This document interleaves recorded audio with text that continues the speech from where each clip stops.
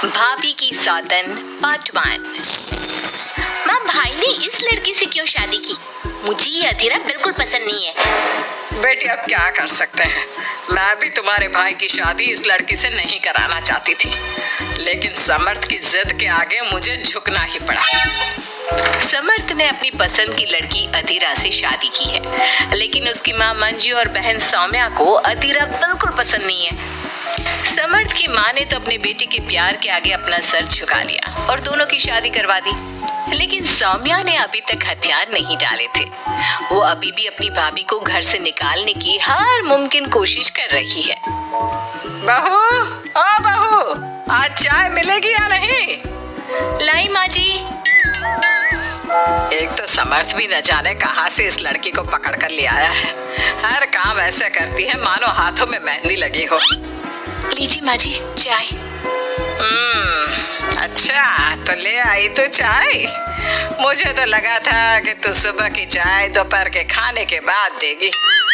माँ जी, दूध वाला लेट आया था, इसलिए चाय बनाने में लेट हो गई। इतने में सौम्या वहाँ आ जाती है।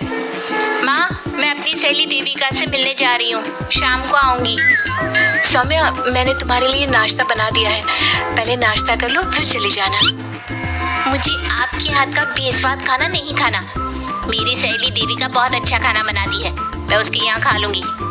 ओके माँ, बाय, मैं चलती हूँ। सौम्या के जाने के बाद मंजू अपनी बहू पर चिल्लाते हुए कहती है, बहू, तूने इतनी बुरी चाय बनाई है, इससे अच्छा तो तू जहर पिला देती, कम से कम वो मीठा तो होता। अगर मेरे बस में होता तो चाय की जगह जहर ही दे देती। कुछ कहा तूने? अब नहीं माँ जी, मैं दूसरी चाय बना देती हूँ। रहने दे, मैं जा रही हूँ अपनी बहन के घर, तो घर का सारा काम करके रखना, शाम तक आ जाऊंगी। और हाँ, रात के खाने में कुछ अच्छा बना लेना। मंजू अधीरा पर हुक्म चलाकर चली जाती है। अधीरा बड़बड़ाती हुई किचन में जा रही होती है कि तभी समर्थ वहाँ आ जाता है।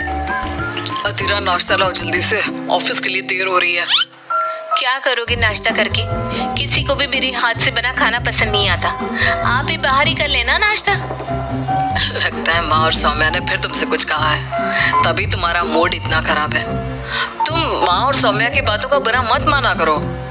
मैंने माँ के खिलाफ जाकर शादी की है ना, इसलिए वो तुमसे कुछ उखड़ी उखड़ी रहती है। लेकिन मुझे पता है, जिस तरह तुमने मेरा दिल जीत लिया, उसी तरह तुम माँ और सौम्या का दिल भी जीत लोगी। बातें बनाना कोई आपसे सीखे। अब आपको ऑफिस के लिए देर नहीं हो रही? हो तो रही है, लेकिन सोच रहा हूँ सौम्या और माँ घर पर नहीं है, तुम दिन भर अकेली घर में क्या करोगी? मैं आज ऑफिस की छुट्टी कर ही लेता हूँ।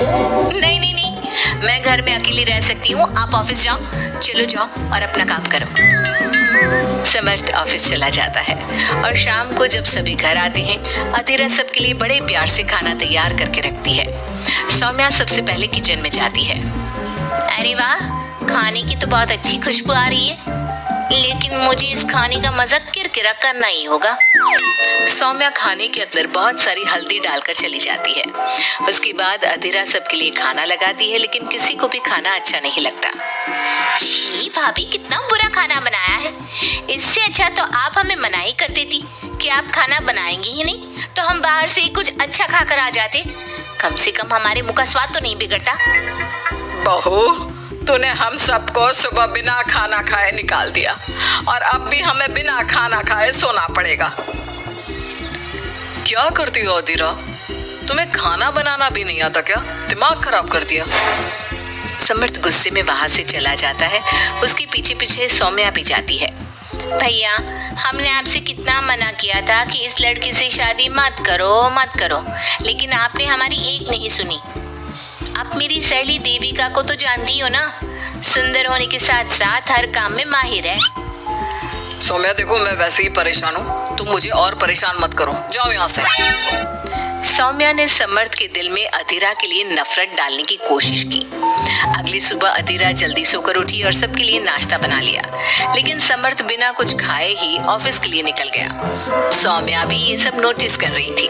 उसने देविका को घर पर बुला लिया। देविका, आज भैया बहुत गुस्से में है। आज तुम ऐसा खाना बनाओ कि भैया उस अधीरा की तारीफ करना भूल जाए। सौम्या, तुम ये सब क्या कर रही हो? तुम्हारा भाई शादीशुदा है, वो कभी मुझसे शादी करने के लिए तैयार नहीं होगा। लेकिन तुम तो भाई से पहले से ही प्यार करती थी ना। हाँ करती थी, लेकिन ये उन दिनों की बात है ना। चुप रहो तुम। अगर तुम्हें भैया को पाना है तो तुम्हें वही करना होगा जो मैं कहूंगी। सौम्या ने जैसा जैसा कहा देविका ने वैसा ही किया। देविका ने बहुत ही स्वादिष्ट खाना बनाया। शाम को सभी लोग इकट्ठा हुए और सबने एक साथ मिलकर खाना खाया। इतना मजेदार खाना खाकर सबने देविका की खूब तारीफ की। समर्थ ने अपनी पत्नी को ताना देते हुए कहा, अतीरा, देविका ने कितना अच्छा खाना बनाया है। तुम्हें देविका से खाना बनाना सीखना चाहिए। अब तो ये रोज की बात हो गई। सौम्या हर बार देविका को अपने घर बुलाती और किसी न किसी बात पर अधीरा को शर्मिंदा करती। सौम्या अपने भाई की बात देविका से कराने लगी। अब समर्थ भी देविका से प्यार करने लगा। सौम्या ने अपने भाई से कहा, भैया आपको देविका पसंद है ना?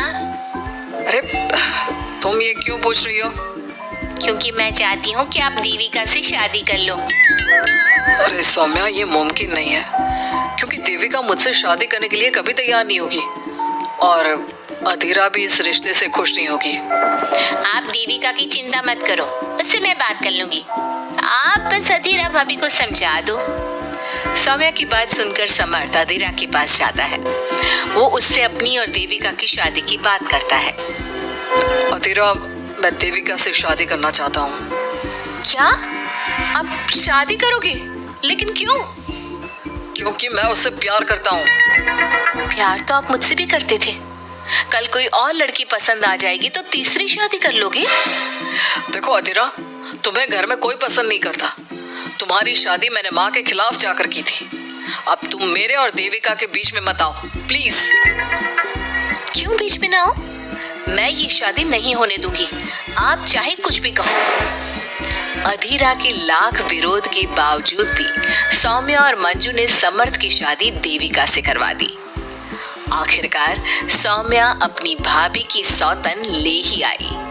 शादी के बाद देविका ने घर में आते ही घर वालों के साथ कैसा सलूक किया और अधीरा के साथ क्या हुआ, ये सब जानने के लिए इंतजार कीजिए हमारे